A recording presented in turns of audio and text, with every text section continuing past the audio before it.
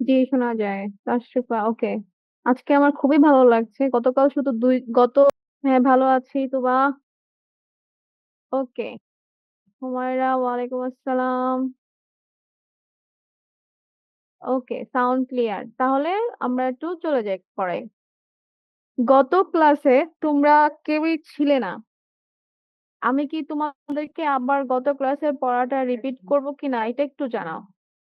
গত ক্লাসে শুধু দুইজন ছিল, আমার মনে হয় ওরাও অ্যাক্টিভ ছিল না গত ক্লাসে। আমি বেশ অনেক কিছুই পড়িয়ে ফেলেছি।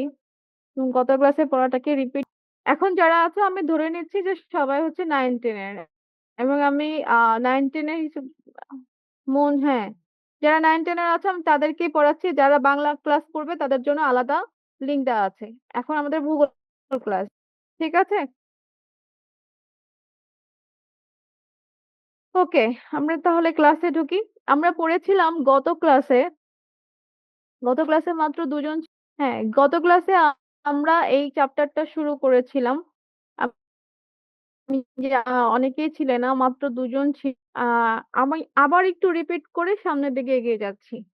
আমি বলেছিলাম গত ক্লাসে যে বাংলাদেশের সম্পদ ও শিল্প সম্পর্কে। আমি বলেছিলাম যে কোনো দেশের অন্যতম একটা ভিত্তি হলো সম্পদ এবং শিল্প।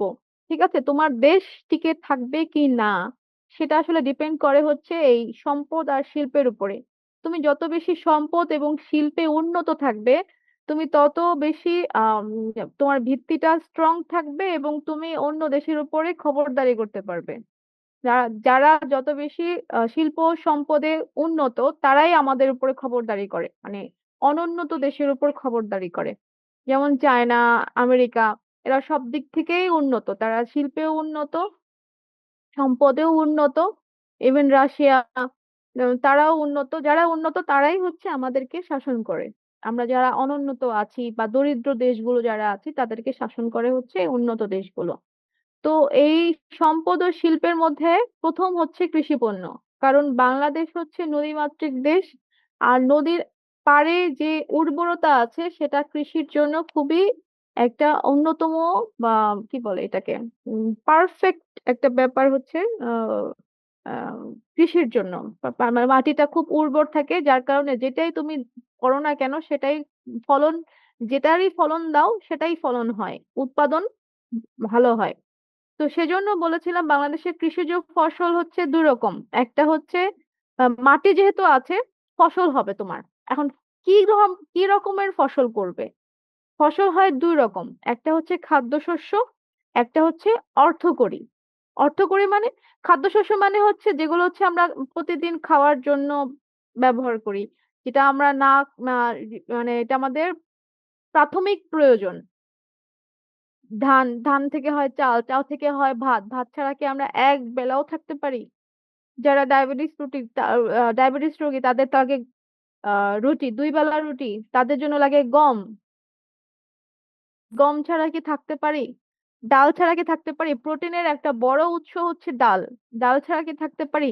তেল, বীজ থেকে তেল উৎপন্ন হয়, তেল ছাড়া রান্না হবে? মানে এই খাদ্যশস্য মানে পুরো বেসিক জিনিস যেটা আমাদের বেঁচে থাকার জন্য প্রয়োজন।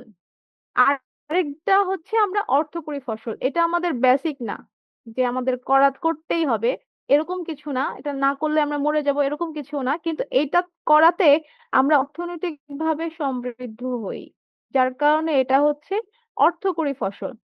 তো খাদ্যশস্যের মধ্যে আমি সবগুলাই আহ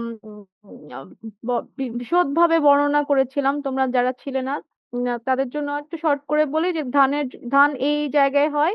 আমি বলেছিলাম এখান থেকে এমসিকিউ আসবে যে ধান চাষের জন্য উপযোগী তাপমাত্রা কত, কিংবা আহ বৃষ্টি, ধান চাষের জন্য কত সেন্টিমিটার বৃষ্টি প্রয়োজন, এবং কি ধরনের মাটি প্রয়োজন, মানে কি ধরনের মাটি বিশেষ উপযোগী ধান চাষের জন্য, এটাও একটা অবজেক্টিভ হতে পারে।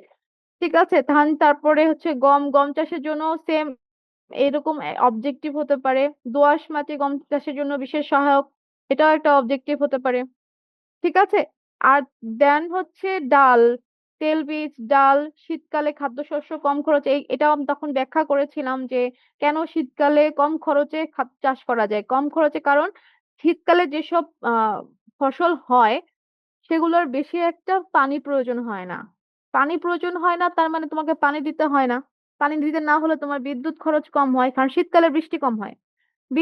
তোমার যদি পানি দিতে হতো তাহলে তোমার বিদ্যুৎ খরচ হতো, আবার পানি সেচের মানে ব্যবস্থা থাকা প্রয়োজন ছিল। তো যেহেতু তোমার শীতকালে শীতকালে কম পানিতে এই ফসলগুলো হয়, সে কারণে কোনোটাই প্রয়োজন হয় না। আচ্ছা, যার কারণে কৃষকের কৃষিপণ্য বিক্রয়ে লাভবান হওয়ার সুযোগ থাকে। এরপরে আমরা গিয়েছিলাম অর্থকরী ফসলে। অর্থকরী ফসল আগেই বলেছিলাম, যেটাতে আমরা অর্থ পাই, যে ফসল সরাসরি বিক্রির জন্য, শুধুমাত্র দেশে না, দেশের বাইরেও বিক্রির জন্য আমরা অর্থ পাই, মানে টাকা পয়সা পাই, সেগুলোকেই বলে অর্থকরী ফসল। তার মধ্যে প্রথম হচ্ছে পাট। পাট চাষের জন্য আমি বলেছিলাম যে এগুলো ইম্পর্টেন্ট, এখান থেকে অবজেক্টিভ আসবে, এইটাও ইম্পর্টেন্ট অবজেক্টিভ আসবে। পাট চাষ কোথায় কোথায় হয় সেটাও একটা ইম্পর্টেন্ট কথা, এটা এই ম্যাপ দেখে দেখে পড়ে নেবে। তারপরে পড়েছিলাম ইক্ষু। ইক্ষু একই ভাবে এটাও ইম্পর্টেন্ট, চাও ইম্পর্টেন্ট।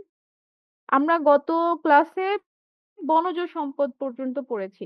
ঠিক আছে, এই যে বনাঞ্চল, বনভূমি থাকা প্রয়োজন 25 ভাগ, এটাও ইম্পর্টেন্ট, কত ভাগ থাকা প্রয়োজন। প্রয়োজন যদি বলে অবশ্যই 25 ভাগ, আর আমাদের আছে হচ্ছে এত ভাগ, 17 ভাগ। আবার বনজ ভূমিকে আমরা 3 ভাগে ভাগ করেছি। বনজ ভূমি বলতে যে মাটিটা, যেই মাটিতে অনেক গাছপালা জন্মায়, বেশি গাছপালা হলেই তো সেটাকে আমরা বন বলি, তাই না?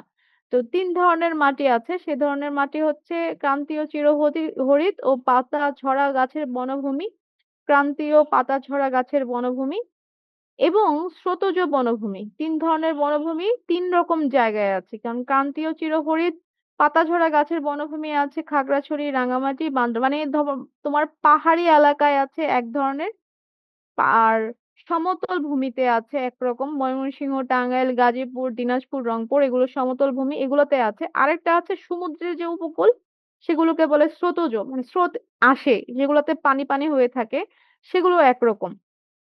এখান থেকেও প্রশ্ন আসতে পারে যে ধরো এখানে দেখো একটা, হ্যাঁ, এখানে দেওয়া আছে, এখান থেকে আসবে যদি অবজেক্টিভ আসে এখানে। যদি দেয়া থাকতে পারে যে ধুন্দল, ধুন্দল কোন ধরনের বনভূমিতে জন্ম নেয়? ঠিক আছে, এতটুকু পর্যন্ত যারা গত ক্লাসে ছিলে না তারা কি বুঝতে পেরেছো? তুবা, কেন ম্যাম আপনারা জানেন না আমাদের এইবার শর্ট সিলেবে, তাই ম্যাম ওকে ঠিক আছে। ও ক্লাস 10-এর শর্ট সিলেবাস এটা নেই, ঠিক আছে, তারা 9-এর যারা তারা থাকো, সমস্যা নেই। বড় কোশ্চেন হবে বনাঞ্চলের গুরুত্ব কি, বনজ সম্পদ দেশের অর্থনীতিতে কেমন ভূমিকা রাখে, এই ধরনের প্রশ্ন হতে পারে। এই সবগুলো পয়েন্ট তোমরা পড়বে। তারপরে আমি যাচ্ছি খনিজ সম্পদ। খনিজ সম্পদে গত ক্লাসে পড়িয়েছিলাম। খনিজ সম্পদ এখান থেকে অনেক বড়, অনেকগুলো ইম্পর্টেন্ট এমসিকিউ আছে। যেমন আমি বলেছিলাম 1986 সালে সিলেট জেলার হরিপুরে প্রাকৃতিক গ্যাসের সপ্তম কূপে তেল পাওয়া গেছে। এখান থেকে 4 ধরনের এমসিকিউ হবে। প্রথমে জিজ্ঞেস করতে পারে কত সালে উম স- আহ, সিলেট জেলার হরিপুরে প্রাকৃতিক গ্যাসের তেল পাওয়া গেছে, কত সাল। তারপরে বলতে পারে 1986 সালে কোথায় সপ্তম কূপে তেল পাওয়া গেছে, সিলেট জেলায়। আবার বলতে পারে 1986 সালে সিলেট জেলার কোথায় প্রাকৃতিক গ্যাসের তেল পাওয়া গেছে, এটা হতে পারে। আরেকটা হতে পারে 1986 সালে সিলেট জেলার হরিপুরে কি পাওয়া গেছে। 4 ধরনের কোশ্চেন হবে শুধুমাত্র এই একটা লাইন থেকে। তাছাড়া এখান থেকে কত ব্যারেল তেল তোলা হচ্ছে, তার আরেকটা যে দ্বিতীয় ক্ষেত্র পাওয়া গেছে সেখান থেকে কত ব্যারেল তেল পাওয়া গেছে, এগুলো সব অবজেক্টিভে হবে এবং এগুলো এই ম্যাপ দেখে মিলিয়ে মিলিয়ে পড়তে হবে। নেক্সট প্রাকৃতিক গ্যাস পড়েছিলাম, সেখান থেকেও আমি বলেছিলাম এখান থেকে অবজেক্টিভ আসবে। এগুলো আমি সব গত ক্লাসের পড়া আবার রিপিট করছি। কারো কোনো প্রশ্ন থাকলে বলো। আচ্ছা, আর কারো কোনো প্রশ্ন আছে? প্রশ্ন থাকলে বলো।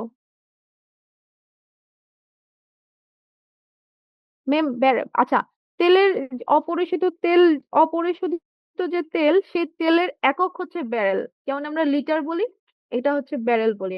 এটা অনেক পরিমাণ তেল তো সেজন্য আর লিটারে হয় না, ব্যারেল হয়ে যায়। কঠিন শিলা পড়েছি, আর খনিজ তেলও পড়েছি, এখান থেকে সবগুলো অবজেক্টিভ আসবে। এটাও পড়েছি, এখান থেকে অবজেক্টিভ আসবে। আজকে আমরা পড়বো হচ্ছে বস্ত্র শিল্প। এতটুকু পর্যন্ত আমাদের পড়া হয়েছে, প্রত্যেকটা থেকে অবজেক্টিভ আসবে। আচ্ছা, বস্ত্র শিল্প হচ্ছে বাংলাদেশের দ্বিতীয় প্রধান গুরুত্বপূর্ণ শিল্প। অবজেক্টিভ আসতে পারে বাংলাদেশের দ্বিতীয় প্রধান শিল্প কোনটি? অবশ্যই বস্ত্র শিল্প। কারণ বস্ত্র শিল্পে বাংলাদেশ অর্থনীতিতে অনেক বড় একটা প্রভাব রাখে, যার কারণে বস্ত্র শিল্প মানে এটা ইগনোর করা যাবে না। মানুষের খাদ্যের পরেই বস্ত্র প্রয়োজন, তাই না? আমাদের বেসিক যে নিড গুলো আছে, খাবার, খাবারের পরে কি বলে, পোশাক, শিক্ষা, তারপরে চিকিৎসা, সবগুলোর মধ্যে দ্বিতীয় অবস্থানে আছে বস্ত্র। তাই বস্ত্র শিল্পের ভূমিকা বিশেষ গুরুত্বপূর্ণ। বাংলাদেশ এই শিল্পে স্বয়ংসম্পূর্ণ নয়। বাংলাদেশ এই শিল্পে স্বয়ংসম্পূর্ণ নয় কেন বলেছে, একটু আমাকে কমেন্ট করে জানাও তো।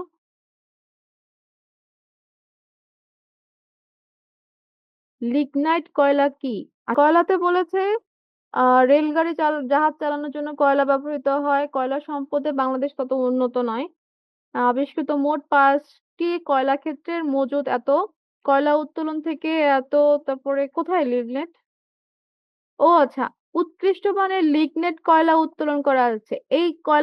আহ এই কয়লাটা হচ্ছে সব সব ধরনের কয়লাতে কিছু না কিছু মিক্স থাকে, কিন্তু যেটাতে মিক্স কম থাকে, অমিশ্রিত, কিছুটা পরিশোধিত, সেটার দাম সবচেয়ে বেশি, কারণ সেটাতে তোমার খরচ কম হয়। এই লিগনেট কয়লাটা হচ্ছে সেরকম উৎকৃষ্ট মানের একটা কয়লা। হ্যাঁ, হ্যাঁ, বুঝতে পেরেছো? লিগনেট কয়লাটা হচ্ছে এরকম উৎকৃষ্ট মানের একটা কয়লা। ওকে, তাহলে আমি বস্ত্র শিল্পে যাচ্ছি। আচ্ছা, বস্ত্র শিল্প তেমন স্বয়ংসম্পূর্ণ নয়। দেশের আবহাওয়া বস্ত্র শিল্পের অনুকূল, কিন্তু তারপরও স্বয়ংসম্পূর্ণ নয়। কেন? আমি এটা জিজ্ঞেস করেছিলাম, কেন বস্ত্র শিল্পে স্বয়ংসম্পূর্ণ? আসসালামু আলাইকুম। ওয়ালাইকুম সালাম। অথবা একটু বলতে পারবে কেন বাংলাদেশ বস্ত্র শিল্পে স্বয়ংসম্পূর্ণ নয়? ম্যাম, রপ্তানি তো মানে বাংলাদেশ থেকে তো বিভিন্ন ধরনের রপ্তানি হয় বিদেশে, আবার হুম। আমদানিও করা হয়। তো শুধু যে বস্ত্র শিল্প তো রপ্তানিও হয় না, আমদানিও হয় না, বিভিন্ন ধরনের জিনিস তোর সাথে রপ্তানি আমদানি হয়ে থাকে দেশ থেকে। এই কারণে হয়তো বা বস্ত্র শিল্প শুধু স্বয়ংসম্পূর্ণ হতে পারে না। না, না, তুমি কাছাকাছি গিয়েছো, কিন্তু পুরোপুরি বলতে পারো নাই। ঠিক আছে, আনমিউট করো। আহ মেহজাবিন বলছে নাতিশীতোষ্ণ দেশ বলে কে যেন বললো।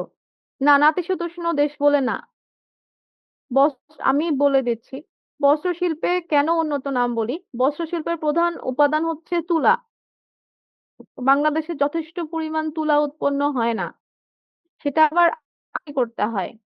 তো আমদানি করতে গেলে যে পরিমাণ তোমার সেই তুলা থেকে খা- কাপড় বানানোর পরে সেটা আবার রপ্তানি করার পরে যা থাকে, বাংলাদেশের আসলে লাভ খুব কমই থাকে। যদি পুরোটাই বাংলাদেশ আমদানি করতে না হতো, পুরো সুতাটাই যদি বাংলাদেশে তৈরি হতো, তাহলে স্বয়ংসম্পূর্ণ হতো, কারণ পুরো লাভটাই আমাদের দেশে থাকতো। আমদানি করতে গেলে গিয়ে অনেকটা আহ, মানে অনেক টাকা সেখানেই খরচ হয়ে যায়। এজন্য বাংলাদেশ বস্ত্র শিল্পে স্বয়ংসম্পূর্ণ নয়। এদেশের আবহাওয়া বস্ত্র শিল্পের জন্য অনুকূল, কিন্তু তাও অধিক পরিমাণের তুলা এখানে উৎপন্ন হয় না।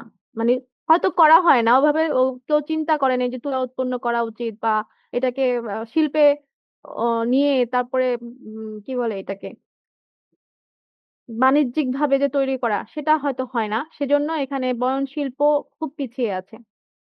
আচ্ছা, কোথায় কোথায় বিভিন্ন অঞ্চলে বিভক্ত করে কার্পাস বয়ন শিল্পকে। ঠিক আছে, সেই অঞ্চলকে দেখো, ঢাকা অঞ্চলে কি আছে, এই এই অঞ্চলগুলোতে খুবই সব জায়গায় একটা করে আহ এই জায়গাগুলোতে বয়ন শিল্পকে ভাগ করেছে এই জন্য, কারণ এই জায়গাতেই উৎপন্ন হয়, এখানেই তৈরি হয়, মানে পোশাক কারখানা প্রত্যেকটা এই জায়গায় আছে। ঢাকা অঞ্চলে এখানে আছে, চট্টগ্রাম অঞ্চলে এখানে আছে, কুমিল্লা নোয়াখালী অঞ্চলে এগুলোতে আছে, রাজশাহী ও খুলনা অঞ্চলে এই এই জায়গায় আছে। তার মধ্য থেকে এই আমার বাড়ি হচ্ছে নরসিংদী, আমি এই জায়গাটা জানি। নরসিংদী জেলার মাধবদী এবং বাবুরহাট ঘোড়াশাল এগুলো মানে আমার দেশের বাড়ি এখানে, সেজন্য এই জায়গাটা সম্পর্কে আমার জানা আছে। ওখানে অনেক হিউজ একটা জায়গা আছে যেখানে কাপড় তৈরি হয় এবং কাপড় বিক্রি হয় পাইকারি রেটে। আচ্ছা, বিদেশ থেকে আমদানিকৃত তুলা ও সুতা দিয়ে বাংলাদেশের সুতা ও বস্ত্র কলগুলো, মানে যে ইন্ডাস্ট্রি গুলো পরিচালিত হয়।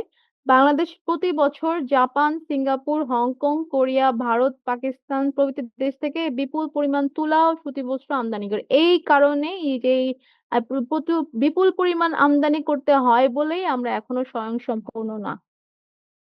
বোঝা গেছে? সবাই কি বুঝতে পেরেছো? ম্যাম, এত জায়গা কেমনে না, মনে রাখতে হবে না, মনে রাখতে হবে না, জাস্ট পড়ে যাবে। এত জায়গা এখান থেকে কোনো ইয়ে আসবে না। এগুলো মনে রাখতে হবে না, এগুলো জাস্ট পড়ে যাবে। ঠিক আছে, শুধু তুমি যখন কোনো ধরনের বড় প্রশ্ন লিখবে, তখন তুমি যদি দিতে চাও দু একটা জায়গা, তাহলে তোমার প্রশ্নের উত্তরটা খুব সমৃদ্ধ হবে, যে এই বাচ্চাটা এই সম্পর্কে জানে এরকম। যদি তুমি এখানে ঢাকা অঞ্চল থেকে দুইটা অঞ্চল, চট্টগ্রাম অঞ্চল থেকে দুইটা, কুমিল্লা নোয়াখালী অঞ্চল থেকে দুইটা জায়গার নাম, আর রাজশাহী খুলনা অঞ্চল থেকে দুইটা জায়গার নাম দিয়ে দাও, তাহলে তোমার যে লেখাটা সেটা সমৃদ্ধ হবে, এখান থেকে কোনো অবজেক্টিভ আসবে না। ঠিক আছে। আচ্ছা, তারপরে আমরা যাচ্ছি কাগজ শিল্পে। কাগজ শিল্প আহ, আমাদের অনেক পুরনো একটা শিল্প, কারণ কাগজ শিল্প দিয়েই কিন্তু একটা সভ্যতা তৈরি হয়েছে। আমরা যা যেভাবেই হোক যেটাই হোক, আমরা সবসময় লিখে রেখে যেতে চাই। আগে যেমন পাতায় লিখতো, বাঁশে লিখতো, বড় বড় গাছের ছালে লিখতো। এই কাগজ আসার পর থেকে সেটা আর করতে হয় না। যার কারণে কেউ যদি কিছু লিখবে, মানুষ তো মরণশীল, তাই না? তো কেউ যদি কিছু রেখে যেতে চায়, এই কাগজ শিল্পের উপরেই তাকে নির্ভর করতে হয়। আচ্ছা, তো বাংলাদেশের কাগজ শিল্প অন্যতম বৃহৎ শিল্প। দেখো, 1953 সালে বাংলাদেশের চন্দ্রঘোনায় প্রথম কাগজের কল স্থাপিত হয়। তো আমি বলছিলাম অনেক পুরনো, এটা বাংলাদেশে আরো অনেক পরে হয়, তার আগে ইন্ডিয়া হয়ে গিয়েছিল। বর্তমানে বাংলাদেশে সরকারিভাবে 6টি কাগজ কল, এটা ইম্পর্টেন্ট, 6টা কাগজ কল, 4টি বোর্ড মিল, একটি নিউজ প্রিন্ট কারখানা আছে। এটাও ইম্পর্টেন্ট, এটাও অবজেক্টিভ আসবে। কত সালে বাংলাদেশে প্রথম কাগজ কল স্থাপিত হয় এবং কোথায়? এই দুইটা এমসিকিউ এই লাইন থেকে আসতে পারে। আচ্ছা, কেউ কিছু বলছে?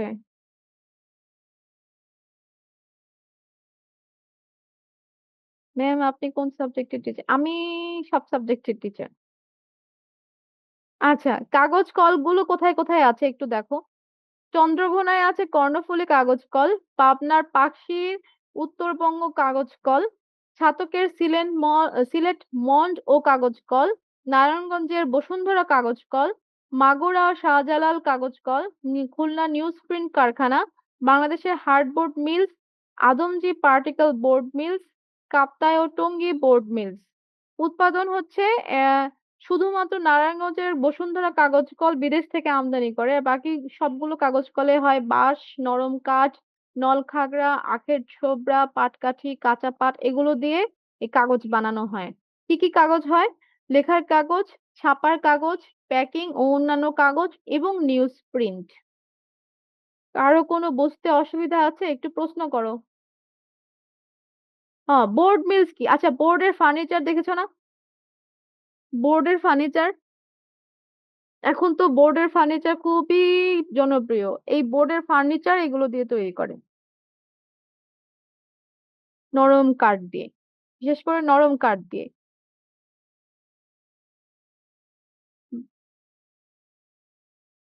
ওকে, ঠিক আছে, এরপরে আমরা যাচ্ছি সার শিল্পে। সার শিল্প দেখো, বাংলাদেশ কৃষি প্রধান দেশ, আগেই বলেছি। ক্রমবর্ধমান জনসংখ্যার খাদ্যের চাহিদা মেটানোর জন্য প্রয়োজন অতিরিক্ত ফসল, কারণ বাংলাদেশের জনসংখ্যা ক্রমশই বাড়ছে। আর এজন্য প্রয়োজন সার। কারণ তোমাকে অতিরিক্ত ফসল ফলাতে হলে মানে সেখানে যদি পোকা ধরে তাহলে তো ফসলের মান কমে যাবে, বা তুমি হয়তো হাইব্রিড ফলানোর চেষ্টা করছো, কিন্তু দেখা গেল যে হাইব্রিডটা ওই মাটির উর্বরতার সাথে ম্যাচ খাচ্ছে না, মাটির উর্বরতা হয়তো কমে গিয়েছে, কিন্তু হাইব্রিড তো অনেক বেশি হয়। সেখানে ম্যাচ খাওয়ানোর জন্য তোমাকে সার দিতে হবে, না হলে তোমার মাটিটা উর্বর হবে না। যেহেতু মাটি উর্বর হবে না, উর্বর করতে হবে, না হলে দেশের চাহিদা মেটানো সম্ভব হবে না। সেজন্য সারের প্রয়োজন। বাংলাদেশে 1951 সালে প্রথম সার কারখানা সিলেটের ফেঞ্চুগঞ্জে স্থাপিত হয়। এটা খুবই ইম্পর্টেন্ট। কত সালে এবং কোথায় প্রথম সার কারখানা স্থাপিত হয়? বর্তমানে 17টি সার কারখানা, এটাও জানতে হবে। এর মধ্যে প্রধান সার কারখানা হচ্ছে ঘোড়াশাল। ঘোড়াশাল আর এখন আর ঘোড়াশাল নাই, এটাকে জিপি প্রজেক্ট করে ফেলেছে। ঘোড়াশাল পলাশ সার কারখানা করে ফেলেছে। আমি নিজে এখানে বড় হয়েছি। আশুগঞ্জ সার কারখানা, পলাশ, এই ঘোড়াশাল আর পলাশ একসাথে করে ফেলেছে। ঠিক আছে।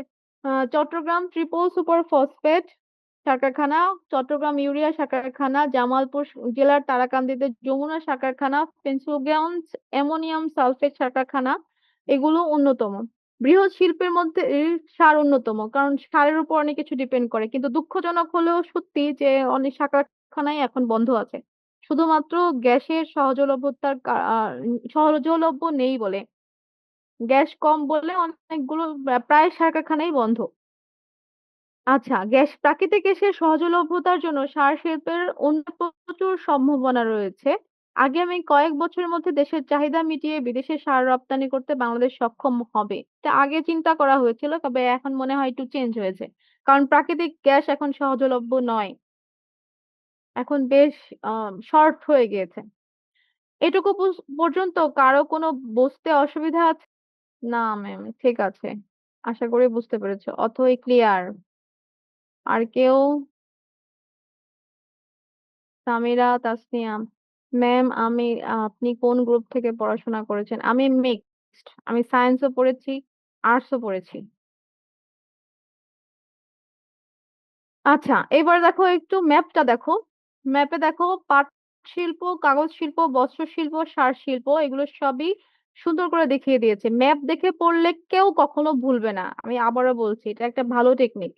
ম্যাপ দেখে পড়লে কেউ কখনো ভুলবে না। পাট শিল্পকে দেখেছে এরকম করে, দেখো পাট কোথায় কোথায় আছে। গৌরীপুরে আছে, সিরাজগঞ্জে আছে, রাজশাহীতে আছে, হবিগঞ্জে আছে, এখানে আছে, নরসিংদীতেও আছে, ভৈরব বাজারে আছে, নারায়ণগঞ্জে একটা আছে। এবার দেখো কাগজ শিল্প কোথায় কোথায় আছে। কাগজ শিল্প আছে গাজীপুরে একটা, পাবনায় একটা, এখানে মাগুরায় আছে, খুলনায় আছে, সাতক্ষীরায় আছে, এই যে চন্দ্রঘোনায় একটা আছে। তারপর আছে সার শিল্প। সার শিল্পে এখানে এই যে এখানে সার শিল্প আছে, নরসিংদীতে আছে, আর ব্রাহ্মণবাড়িয়াতে, আশুগঞ্জ ব্রাহ্মণবাড়িয়াতে, তারপরে সিলেটের দিকে আছে, এই যে ফেঞ্চুগঞ্জে আছে। তারপরে আর কি, বস্ত্র শিল্প সব ত্রিভুজ, বগুড়ায়, রাজশাহীতে, সিরাজগঞ্জে, গাজীপুরে। আশা করি তোমরা বুঝতে পেরেছো। এবার বলি, যদি কোনো কোশ্চেন আসে এইভাবে আসবে: বাংলাদেশের অর্থনীতিতে পোশাক শিল্পের অবদান কি, ব্যাখ্যা করো। তখন এই জায়গা থেকে লিখতে হবে। এবং তোমরা যদি এই ধরনের টেবিল বা কোনো ইনফরমেশন দাও, সেক্ষেত্রে তোমাদের ফুল মার্ক পাওয়ার সম্ভাবনা আছে। কারণ ভূগোলের এই এই বিষয়গুলো ইনফরমেশনের উপরে, যে যত বেশি ইনফরমেশন দিবে সে তত ভালো মার্ক পাবে। তো বাংলাদেশের পোশাক শিল্প গুরুত্বপূর্ণ শিল্প হিসেবে গড়ে ওঠে 70 দশকের শেষে এবং 80 দশকের প্রথম থেকে রপ্তানিমুখী পোশাক শিল্পের যাত্রা শুরু হয়। বাংলাদেশ কিন্তু অনেক আগে থেকেই পোশাক শিল্পে সমৃদ্ধ। যেমন ঢাকার মসলিন কিন্তু অনেক আগে থেকেই বিখ্যাত ছিল। তারপরে এখন তো টাঙ্গাইলের শাড়ি, তারপরে সিলেটের মণিপুরি, এই ধরনের সবকিছুতেই মানুষ বাংলাদেশ খুব সমৃদ্ধ। এটাকে যদি আরো উপরে নেওয়া যায়, আমার মনে হয় বাংলাদেশ ইন্টারন্যাশনাল বাজারেও খুব ভালো ক্র্যাক করতে পারবে। এরপর এই শিল্প অতি দ্রুত বাংলাদেশের রপ্তানি বাণিজ্যের শীর্ষে নিজের স্থান করে নেয়। বর্তমানে দেশে অনেকগুলো রপ্তানিমুখী পোশাক শিল্প ইউনিট রয়েছে। এগুলোর প্রায় শতকরা ৭৫ ভাগ ঢাকা অঞ্চলে অবস্থিত। এটা একটু অবজেক্টিভের জন্য পড়তে হবে। অবশিষ্ট প্রায় সবই চট্টগ্রাম বন্দর নগরীতে এবং কিছু খুলনা এলাকায় আছে। ১৭-১৮ সালে এই শিল্পে বাংলাদেশ, এটা কিন্তু আগের ইনফরমেশন, লেটেস্ট ইনফরমেশন কিন্তু ২৫ সালেরটা হবে। এই ইনফরমেশন গুলো প্রতি বছর চেঞ্জ হয়। ঠিক আছে, এটা ২০১৮ সালের সমীক্ষা। আর ২০১৮ সালের সমীক্ষা আসবে না, তোমরা চেষ্টা করবে রিসেন্ট যে সমীক্ষাটা সেটা জানার। ২০১৮ সাল একদম ব্যাকডেটেড। ২০২৫ সালের সমীক্ষা আলাদা। আচ্ছা, উৎপাদিত পোশাক কি কি হয় বাংলাদেশে? Trouser, jeans, pant, skirt, tops, এই সব, শাড়ি, তারপরে উম, চাদর টাদরও তো এখন করে। আগে চাদরের জন্য বিখ্যাত ছিল ইন্ডিয়া, এখন চাদরও বাংলাদেশে হয়। রপ্তানিকৃত দেশসমূহ, আমেরিকা যুক্তরাষ্ট্রের সবচেয়ে বেশি, বাংলাদেশ সবচেয়ে বেশি রপ্তানি করে পোশাক। তারপরে Germany, France, Italy, Netherlands, Canada, Belgium, Spain, যুক্তরাজ্য, রিসেন্টলি জাপানও কিছু বাংলাদেশের রপ্তানি হয়। বাংলাদেশের পোশাক জাপানেও যায়। বাংলাদেশের তৈরি পোশাক শিল্প বিকাশের অনুকূল পরিবেশ বিদ্যমান। অন্যান্য নিয়ামকের মধ্যে স্বল্প মজুরিতে শ্রমশক্তির সহজলভ্যতা অন্যতম। এদেশে শিল্পের বিকাশের মাধ্যমে দক্ষ ও অদক্ষ বিপুল শ্রমশক্তির, বিশেষ করে সমাজের নিম্ন আয়ের দরিদ্র জনগোষ্ঠীর, এটা কিন্তু এই এই কোশ্চেনের মধ্যেই পড়ছে বাংলাদেশের অর্থনীতিতে পোশাক শিল্পের অবদান। সুতরাং এখান থেকে শুরু হবে কোশ্চেনটা, এখান থেকে শুরু হবে, এই জায়গায় গিয়ে শেষ হবে।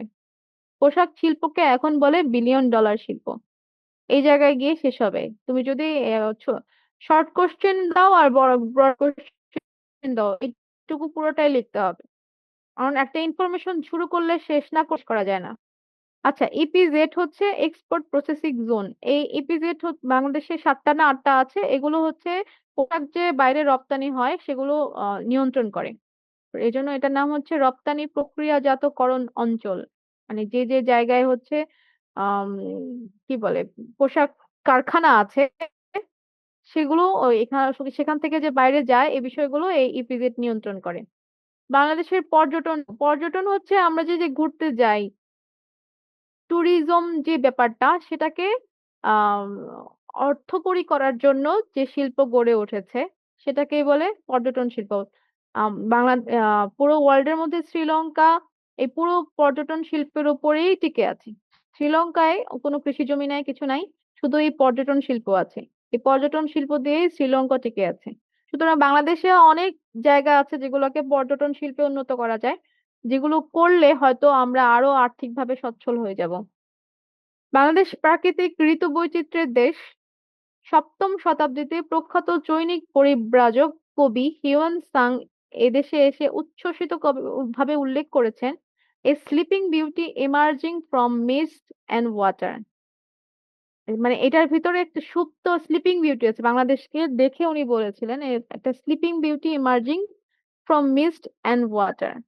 এই নদীমাতৃক দেশ, একটু এই সেই নদীমাতৃক দেশকে উনি ওয়াটারে বলেছে। আর মিস্ট মানে এত সুন্দর প্রকৃতিকে, আর মানে একটা ঘুমন্ত আহ সুন্দরীকে সুন্দরী হিসেবে কল্পনা করেছেন। তখন তিনি জনপদের সুপ্ত সৌন্দর্যটাকে কুয়াশা ও পানির অন্তরাল থেকে ক্রমশ উন্মোচিত হতে দেখেছিলেন।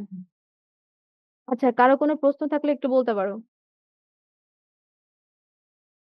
কারো কোনো প্রশ্ন আছে? ও, ভেরি গুড। এই প্রশ্ন করবে, পরিব্রাজক মানে কি? পরিব্রাজক মানে হচ্ছে যারা অন্য দেশ থেকে ঘুরতে আসে বা জানতে আসে, পরিব্রাজক। পরিব্রাজক কেন বলি আমরা? তখন হচ্ছে কোনো প্লেন ছিল না। এই ৭ম শতাব্দীতে কোনো প্লেন ছিল না, গাড়ি ছিল না, ট্রেনও ছিল না। তখন ওনারা হেঁটে হেঁটে হেঁটে হেঁটে এক দেশ থেকে আরেক দেশে যেত, যার কারণে ওনাদেরকে বলা হতো পরিব্রাজক। হ্যাঁ, পদ উম, আহ পদব্রজে করতো বলেই পরিব্রাজক বলতেন। হয়তো হায়েস্ট তখন জাহাজ ছিল, নদীগুলো পার হতো জাহাজ দিয়ে, কিন্তু তোমার স্থল অংশ অবশ্যই তোমাকে হেঁটে হেঁটে পার হতে হতো। তো এত দূর থেকে আহ, চীন থেকে ইনি চৈনিক কবি, চীন থেকে উনি বাংলাদেশে এসেছেন হেঁটে। হয়তো জাহাজ ছিল মাঝখানে, কিন্তু বাকিটা হেঁটে এসেছেন। হেঁটে এসে বাংলাদেশ দেখে এসেছেন, এবং হিউয়েন সাং কিন্তু বাংলাদেশের প্রথম যে বিশ্ববিদ্যালয় নালন্দা বিশ্ববিদ্যালয়, সেখানে উনি পড়াশোনা করতে এসেছিলেন। সেখানে বৌদ্ধদের একটা ইউনিভার্সিটি ছিল সেটা। পুরো বিশ্বের, শুধু বাংলাদেশের না, পুরো বিশ্বের প্রথম বিশ্ববিদ্যালয় হচ্ছে সেই নালন্দা বিশ্ববিদ্যালয়, যেটা কিনা বগুড়া মানে মহাস্থানগড়ে ছিল। মহাস্থানগড় তো বগুড়াতেই, ওখানেই উত্তরবঙ্গে অবস্থিত। সেখানে উনি পড়াশোনা করতেন। তিনি এসছেন, পড়াশোনা করেছেন, এবং বাংলাদেশ বা তখন তো বাংলাদেশ আলাদা ছিল না, তখন ইন্ডিয়া, পাকিস্তান, বাংলাদেশ পুরো একটা সাবকন্টিনেন্ট ছিল। তো পুরোটাই ওনারা ঘুরতেন, এবং উনি ছিলেন, ইবনে বতুতা ছিল, অনেকেই এসে বাংলাদেশকে দেখে গিয়েছেন। আচ্ছা, আরো কারো যদি কোনো প্রশ্ন থাকে তোমরা করতে,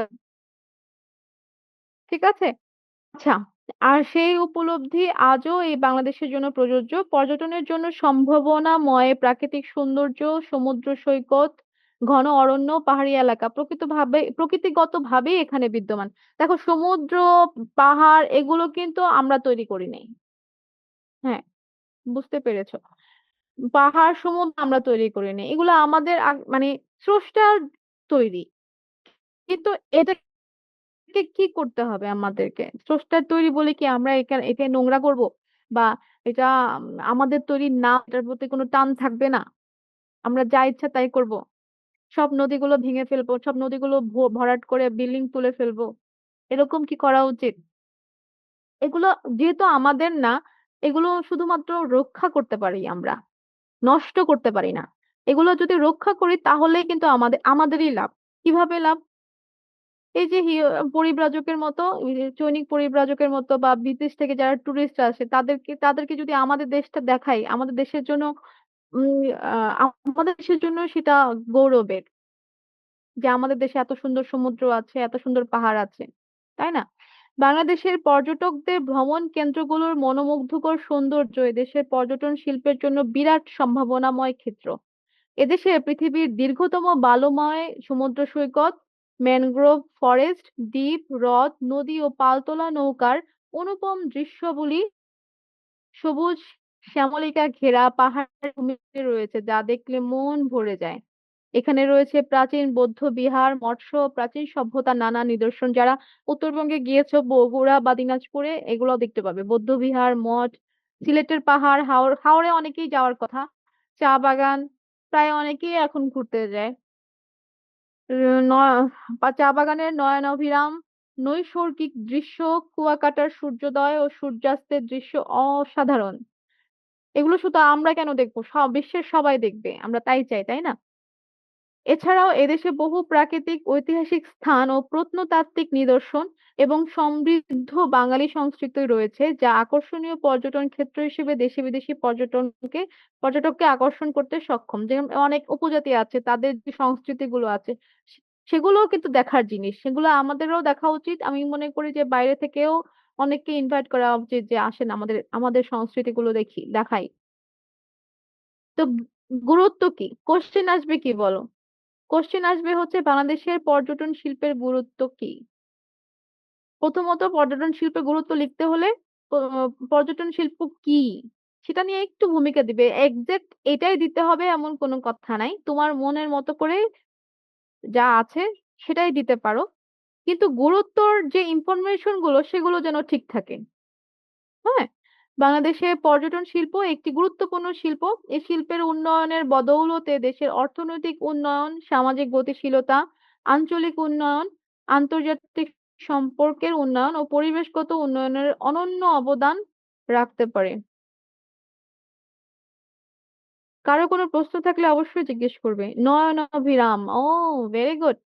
নয়নাভিরাম নৈসর্গিক বলতে কি বোঝাচ্ছে বলছি। নয়ন মানে হচ্ছে চোখ। এটা অনেক ভালো একটা প্রশ্ন করেছো, প্রশ্ন না করলে আসলে জানা যায় না। নয়ন মানে হচ্ছে চোখ, অভিরাম মানে সুন্দর, চোখের যেটা সুন্দর লাগে, হ্যাঁ, সেটাই হচ্ছে নয়ন অভিরাম। আশা করি বুঝতে পারছো। নৈসর্গিক মানেও সুন্দর। নৈসর্গিক মানে মানে স্বর্গের মতো সুন্দর। নৈসর্গিক মানে না স্বর্গ, মানে স্বর্গ না, তারপরেও আর স্বর্গের মতো সুন্দর। ব্যাপারটা এখানে সন্ধি হয়েছে, এখানেও এখানে হয়েছে সমাস। বুঝতে পেরেছো? এখানে হচ্ছে নয়ন আর অভিরাম দুটো মিলে হয়েছে সন্ধি, আর এখানে হয়েছে সমাস। একটা হচ্ছে চোখের সৌন্দর্য, নয়ন মানে চোখ, অভিরাম মানে সুন্দর, আর নৈসর্গিক মানে হচ্ছে স্বর্গ না, তারপরেও স্বর্গের মতো সুন্দর। বুঝতে পেরেছো? আচ্ছা, তারপরে কোথায় গেলাম? আর কারো কোনো প্রশ্ন? হ্যাঁ, ঠিক আছে, বুঝতে পেরেছি। যেটা বলছিলাম, গুরুত্বের কথা বলছিলাম, যে এগুলো অবদান রাখতে পারে এই শিল্পের মাধ্যমে প্রতিবেশী রাষ্ট্র সহ বিশ্বের সকল রাষ্ট্রের সঙ্গে ভ্রাতৃত্ব সুলভ সম্পর্ক গড়ে উঠতে পারে, তাই না? আমরা দার্জিলিং দেখতে যাই, তারপরে ইন্ডিয়াতে আরো আগ্রা তাজমহল দেখতে যাই। তো ওদেরকেও তো আসা উচিত যে বাংলাদেশের সমুদ্র দেখে যান, পাহাড় দেখে যান। ইন্ডিয়া যায়, পাকিস্তানেরও আসা উচিত। এখন পাকিস্তানের সাথে সম্পর্ক ভ্রাতৃত্ব সুলভ। ভ্রাতৃত্ব মানে হচ্ছে আমরা পুরো পৃথিবীকে যদি মায়ের মতো করে ভাবি, তাহলে প্রত্যেকটা দেশ হচ্ছে একটা দেশ আর অপর দেশের ভাই। ভ্রাতৃত্ব সুলভ মানে ভাইয়ের মতো, এটাই তো। প্রত্যেকটা পুরো পৃথিবীটা যদি আমাদের মা হয়, তাহলে ভ্রাতৃত্ব সুলভ হচ্ছে মানে প্রত্যেকটা দেশ হচ্ছে আমাদের ভাইয়ের মতো। সুতরাং আর অন্য দেশের সাথে আমাদের কেমন সম্পর্ক থাকবে? এই ভ্রাতৃত্ব সুলভ, ভাইয়ের সাথে যেমন ভাইয়ের সম্পর্ক থাকে, এরকম আমাদের সাথেও অন্য অন্য দেশের সম্পর্ক থাকবে। ভেরি গুড, প্রশ্ন করবে। বুঝেছি, ঠিক আছে। আরো কারো কোনো প্রশ্ন আছে? সুগম। সুগম কোথায় গেল? গম মানে পথ, সুগম মানে সুপথ। পথটা মানে সোজা হয়, পথ আঁকা বাঁকা পথ নয়, সোজা পথ, সুন্দর পথ। ভ্রাতৃত্ব সুলভ সম্পর্ক গড়ে ওঠে, পারস্পরিক সহযোগিতা ও সহমর্মিতা পথ সুগম হয়। আমি যদি আমার ভাইয়ের বাসায় যাই, আমার ভাই যদি আমার বাসায় আসে, তাহলে কি হবে? তার প্রতি আমার মায়া বাড়বে। আমি যদি কোনো প্রবলেমে পড়ি, সে আমাকে হেল্প করবে। আবার সে যদি কোনো প্রবলেমে পড়ে, আমি তাকে হেল্প করব। এই জন্যই বুঝিয়েছে অন্যান্য দেশের মানুষ যদি আমাদের দেশে আসে, বা আমি যদি অন্যান্য দেশে যাই, তখন তাদের মধ্যে আমাদের সম্পর্কটা ভালো হবে। সম্পর্ক ভালো হলেই তার কোনো বিপদে আমি তার পাশে দাঁড়াবো, আমার কোনো বিপদে তারা আমার পাশে দাঁড়াবে। ব্যাপারটা তাই বলেছে, সুগম মানে সহজ হয়। বাংলাদেশের সামাজিক ও সাংস্কৃতিক ঐতিহ্য এবং স্থাপত্যের নিদর্শন সমূহ বিশ্ব দরবারে পর্যটনের মাধ্যমেই তুলে ধরার মুখ্য পন্থা হিসেবে গণ্য করা যায়। মানে বাংলাদেশে কি কি আছে, কি কি আছে, আমাদের সংস্কৃতি কি, এখন অন্য দেশের মানুষ যদি না আসে তাহলে জানবে কিভাবে? এই যে প্রথম আমি হিউয়েন সাং এর কথা বললাম, হিউয়েন সাং এবং ইবনে বতুতা প্রথম বাংলাদেশে এসে তারা বই লিখেছেন বাংলাদেশে, বা এই সাবকন্টিনেন্টে এসে তারা এই দেশ এবং এই উপমহাদেশ সম্পর্কে বই লিখেছেন। সেই বই পড়ে পুরো বিশ্বের মানুষ এখানে যে ভারত উপমহাদেশ আছে, বা এরা এখানে যে এত সমৃদ্ধ পরিবেশ, এখানে প্রকৃতি যে এত ভালো, এই সম্পর্কে জানতে পেরেছে। তো বাইরের মানুষ আসবে, পরেই তো জানতে পারবে যে আমাদের দেশে কি কি আছে। সুতরাং বাংলাদেশের পর্যটনকে শিল্প হিসেবে স্বীকৃতি দেওয়ার পর 2005 সালে প্রণীত জাতীয় শিল্পনীতিতে একে অগ্রাধিকার শিল্প হিসেবে চিহ্নিত করা যায়। মানে এই আগে শিল্প ছিল না, কিন্তু শিল্প হিসেবে স্বীকৃতি দেওয়ার পর কত সালে স্বীকৃতি দিয়েছে? 2005 সালে প্রণীত জাতীয় শিল্পনীতিতে একে অগ্রাধিকার শিল্প হিসেবে চিহ্নিত করা যায়। এটাও একটা ইম্পর্টেন্ট এমসিকিউ। পর্যটন শিল্পের মাধ্যমে আয় করা যায়। যে কোনো কক্সবাজার গেলে বোঝা যায় পর্যটন শিল্পের মাধ্যমে কিভাবে আয় করা যায়। প্রত্যেকটা জিনিসের দাম 10 গুণ বাড়িয়ে বলবে, এবং যেভাবে পারবে সেভাবে ওরা ইনকাম করবে। কর্মসংস্থান এবং জাতীয় রাজস্ব বৃদ্ধি মানে মানুষের আয় বৃদ্ধি পেলেই ট্যাক্সও বেশি বেশি দিবে। রাজস্ব মানে তো ট্যাক্স। যখন আমার আয় বৃদ্ধি পাবে তখন আমার ট্যাক্স দিতে তো কোনো সমস্যা নাই। ট্যাক্স বৃদ্ধি পাবে, তখন দেশেরই লাভ হবে। পর্যটন শিল্প বিকাশের মাধ্যমে বাংলাদেশকে বিশ্বের অন্যান্য দেশের নিকট উপস্থাপন করা যায় এমন একটি ঝুঁকিহীন শিল্পে বাংলাদেশ আজও প্রাথমিক স্তরে অবস্থান করছে। খুবই দুঃখজনক ঘটনা। অথচ এই শিল্পের উপরে পুরো শ্রীলঙ্কার মানে দেশ টিকে আছে শুধুমাত্র এই পর্যটন শিল্পের উপরে। আর বাংলাদেশ এটাকে কোনোভাবেই মানে ইম্পর্টেন্স দিচ্ছে না। এটা আসলেই দুঃখজনক। বাংলাদেশে 2018 সালে বিদেশি পর্যটক এসেছে প্রায় 2,92,882 জন। বিদেশি পর্যটক ভ্রমণে আয় হয়েছে 2018 সালে 1,56,740 মার্কিন ডলার। এটা আপডেট হয়েছে, তোমরা আপডেটটা পড়বে, 2018 সালেরটা দরকার নেই।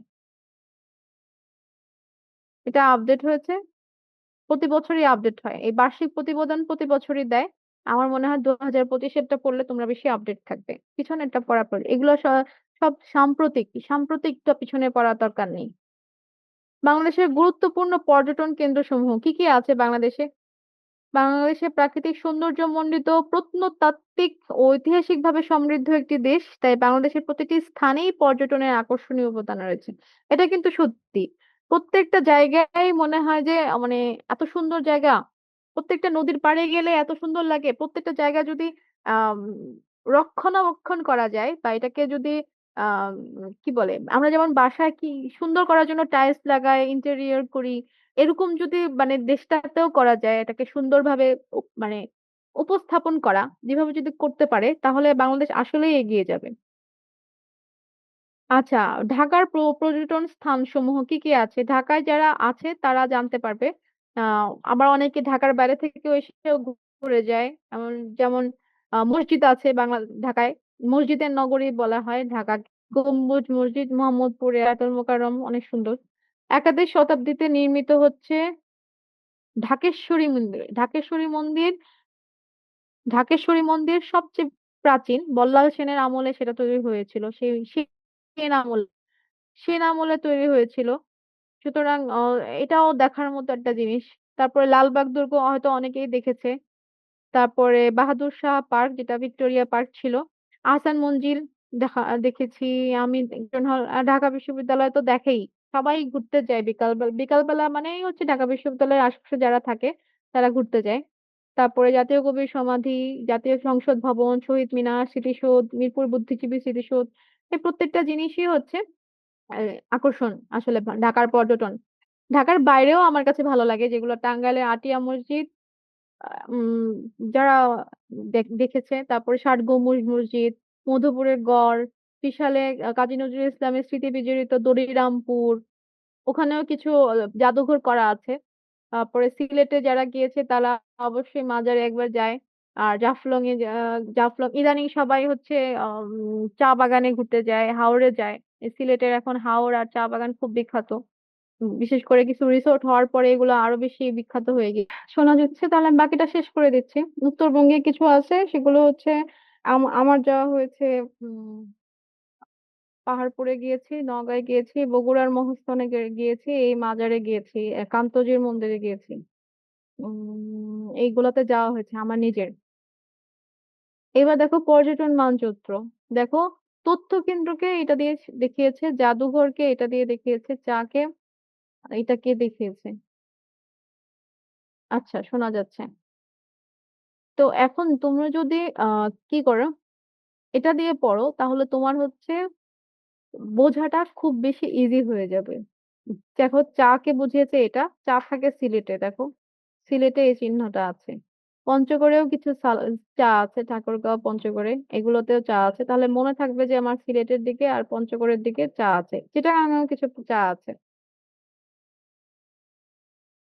এই যে, সুতরাং ম্যাপ দেখে পড়লে ইজিলি পড়তে পারবে। আচ্ছা, দক্ষিণবঙ্গ হচ্ছে তোমার যে ম্যাপটা দেখো, এই যে এই জায়গাগুলো হচ্ছে দক্ষিণবঙ্গ। তো দক্ষিণবঙ্গে কি কি আছে? লালন শাহের মাজার আছে কুষ্টিয়ায়। তারপরে রবীন্দ্রনাথের বাড়ি আছে কুঠারপুরি শিলাইদহে। যশোরে আছে মাইকেল মধুসূদন দত্তের জন্মস্থান।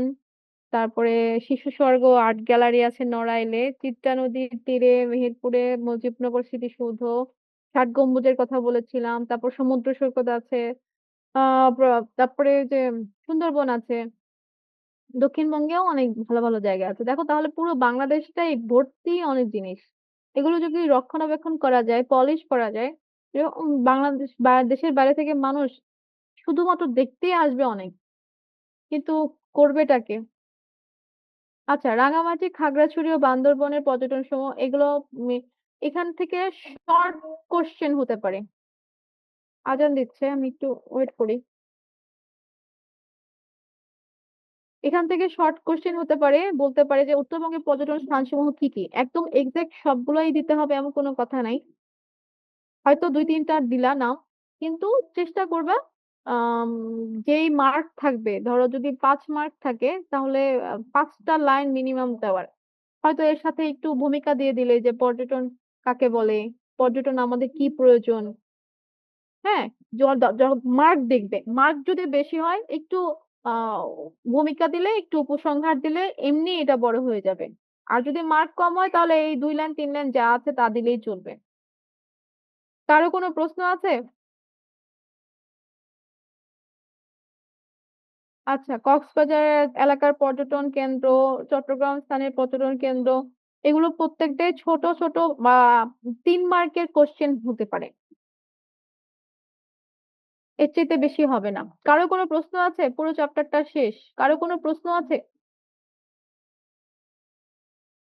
3 জন আছে, বাকিরা সবাই চলে গিয়েছে। প্রশ্ন আছে কারো?